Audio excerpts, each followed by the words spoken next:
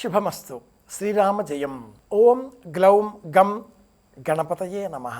గణపతిని పూజిస్తే కలిగే ప్రయోజనం ఒకటి అని కాదు, అనేకం అని చెప్పుకోవాలి. వాటిల్లో విద్యార్జన ఒకటి. మీ పిల్లలు చదువుకోవడం లేదా? మంకుపట్టు పడుతున్నారా? ఉదయం నుంచి రాత్రి వరకు చరవాణితో కాలక్షేపం చేస్తూ సమయాన్ని దుర్వినియోగపరుస్తున్నారా? ఏకాగ్రత లోపించిందా? జ్ఞాపక శక్తి మందగించిందా? ఇలాంటి తరుణంలో వినాయకుడు ఎలా మనకు తోడ్పడతాడు? ఏ పూజ, ఏ నైవేద్యం, ఏ విధమైన మంత్రం తంత్రం చేస్తే పిల్లలకు బుద్ధి వివేకం పెరుగుతాయి? వినాయకుడికి సంబంధించిన కథలలో అతి ముఖ్యమైన కథ వ్యాసుడికి మహాభారతం రాసే సమయంలో లేఖకుడిగా వ్యవహరించాడు అనే కథ. 60 లక్షల ఆ మహాభారతాన్ని స్వర్గలోకం, అలాగే ఇతర ఋషి సంబంధిత లోకాలు, గంధర్వలోకం, మనుష్యలోకంలో వ్యాపించే తరుణంలో ఈ లోకానికి సంబంధించి మహాభారతం 1,00,000 శ్లోకాల మహాగ్రంథం.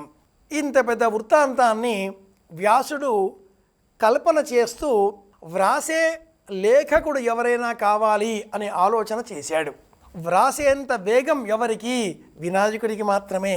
కనుక వినాయకుడు విద్యలకు ఒజ్జ, గురువు. ప్రార్థించగా వినాయకుడు అంగీకరించాడు. కానీ నేను చాలా వేగంగా రాస్తాను, మహాభారతాన్ని మీరు చెబుతూ ఉంటే నేను వ్రాస్తాను, కానీ నా వ్రాత చాలా వేగంగా ఉంటుంది. మీరు ఒక శ్లోకం చెప్పేలోగా నేను ఆ శ్లోకం వ్రాసేస్తాను.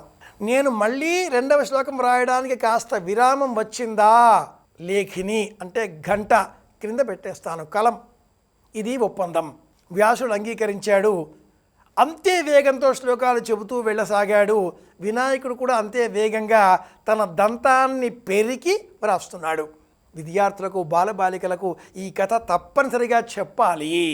పూజించే సమయంలో చెప్పి తీరాలి. అలాగే గుంజీళ్లు తీయమని కూడా చెప్పాలి. అలా వినాయకుడు ఒక్కొక్కసారి మహావేగంగా వ్రాయడంతో శ్లోకం అయిపోతుంది, గంట లేదా కలం క్రింద పెట్టేస్తున్నాడు అనగానే వ్యాసుడు ఒక గ్రంథి అతి క్లిష్టమైనటువంటి శ్లోకాన్ని చెప్పడంతో క్షణం ఆలోచించి మళ్ళీ వ్రాయడానికి ఉపక్రమించడంతో మరి ఒక 10,000 శ్లోకాలు వ్యాసుడి బుద్ధిలో రూపొందుకునేవి. ఇలాంటి గ్రంథులు మహాభారతంలో 8,000 ఉన్నాయి. మహాభారతాన్ని వ్రాయడానికి వినాయకుడికి 3 సంవత్సరాల కాలం పట్టింది అని సంస్కృత భారతంలోనే వివరంగా చెప్పబడి ఉంది. 3 సంవత్సరాల కాలం ఏకదీక్షతో వినాయకుడు రాశాడు. 3 గంటల పాటు మనం పరీక్ష వ్రాయలేమా?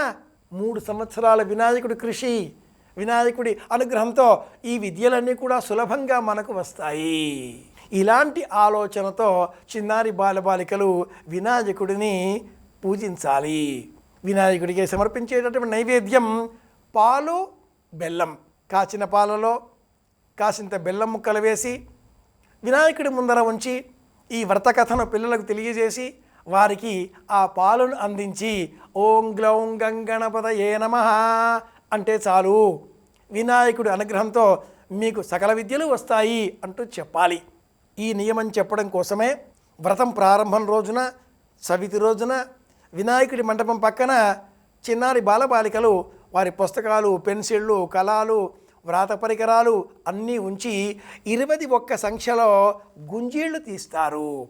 తొండమునేక దంతమును తోరబొచ్చేసి వామహస్తమును మెండుగా రోజు గజ్జలను మెల్లని చూపుల మందహాసమును కొండక గుజ్జు రూపమున కోరిన విద్యలకెల్లా ఒజ్జ అంటే గురువు. కోరిన విద్యలకెల్లా ఒజ్జేయి ఉండేటటువంటి ఆ దైవం గణపతి. ఓయి గణాధిప నీకు మృక్కెదం అంటూ 21 సార్లు చిన్నారి బాలబాలికలు గుంజీళ్లు తీయాలి. గణపతిని స్మరిస్తే సకల విద్యలు సులభంగా వచ్చేస్తాయి.